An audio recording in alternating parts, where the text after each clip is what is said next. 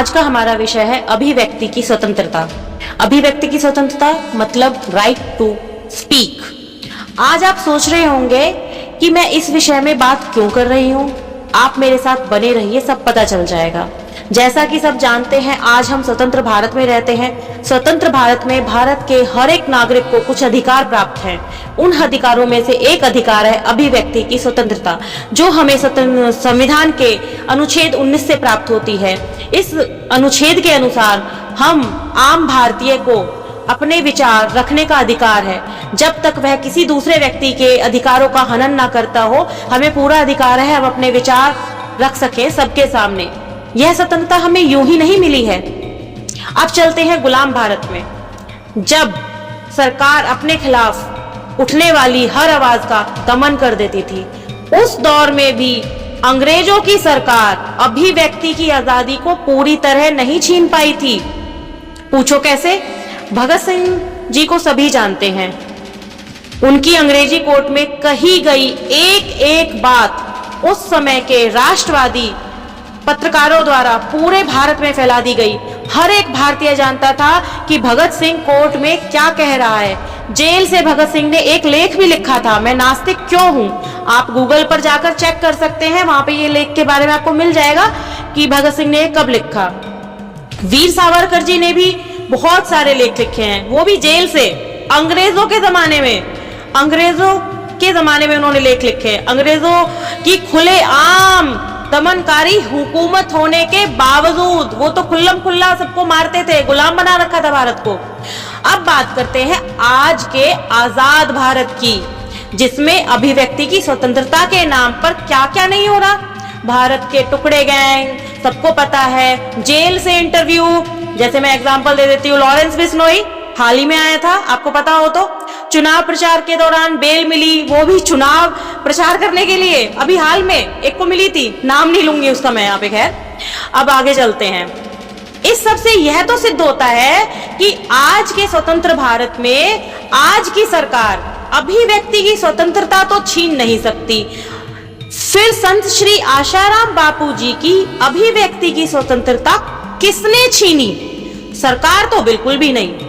ऐसा होता तो आज पूरा विपक्ष जेल में होता। तो बापूजी की अभिव्यक्ति की आजादी छीनी किसने? सोचो और समझो। जब से संत श्री आशाराम बापू जेल गए हैं 11 वर्षों से, तब से मात्र कुछ चुनिंदा लोग ही बापूजी से मिल पाते हैं। जबकि बापूजी तो एक पब्लिक फिगर है, जो लोगों के बीच रहते थे। वो संत हैं, उस सत्संग करते थे, हमारे गुरुदेव हैं। वे हमसे सीधा संवाद नहीं कर पाते हैं। अब कुछ लोग कहेंगे कि लाइव सत्संग होता है, उसके बारे में बात करेंगे।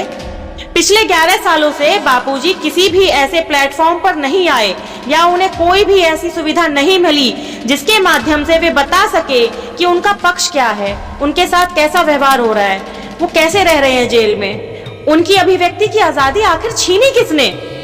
कुछ चुनिंदा मीर चंदानी के सिपाही बापूजी के पास जेल में जाते हैं और बाहर आकर आज्ञा और लीला की भांग साधकों को पिलाते हैं।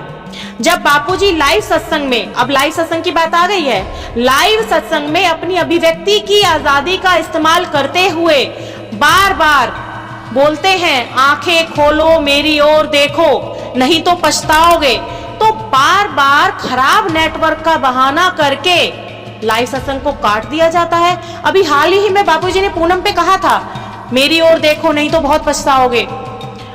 बापूजी ने एक बार नहीं कहा लाइव सत्संग में, 67 टाइम्स, 67 बार कहा। मतलब हद है। 67 टाइम्स नेटवर्क खराब हो गया, 67 बार नेटवर्क खराब हो गया। मतलब इतने से तो पता चल जाना चाहिए ना। 67 बार लाइव सत्संग में कट करना सीधा सीधा साबित करता है यह हमारे संत श्री आशाराम बापूजी की अभिव्यक्ति की स्वतंत्रता का हनन है। उनसे अभिव्यक्ति की आजादी छीनी जा रही है। फिर से सोचो, किसने हमारे बापूजी की अभिव्यक्ति की आजादी छीनी? हम आम साधकों की मांग है हमारे गुरुदेव संत श्री आशाराम बापूजी का साक्षात्कार अर्थात इंटरव्यू किसी राष्ट्रवादी पत्रकार मीडिया के माध्यम से करवाया जाए, जिसमें ये मीर चंदानी और इसके सिपाही आसपास बिल्कुल ना हो। प्रशासन के सिपाही यानी कि पुलिस ऑफिसर सिक्योरिटी के लिए हो चलेगा, पर मीर चंदानी नहीं होना चाहिए आसपास। बापूजी को अपनी अभिव्यक्ति की स्वतंत्रता का उपयोग करवाया जाए जो मीर चंदानी और उसके सिपाहियों ने छीन ली है। तो unite for Sant Shri Asaram Bapu, right to speak, right to speak, right to speak.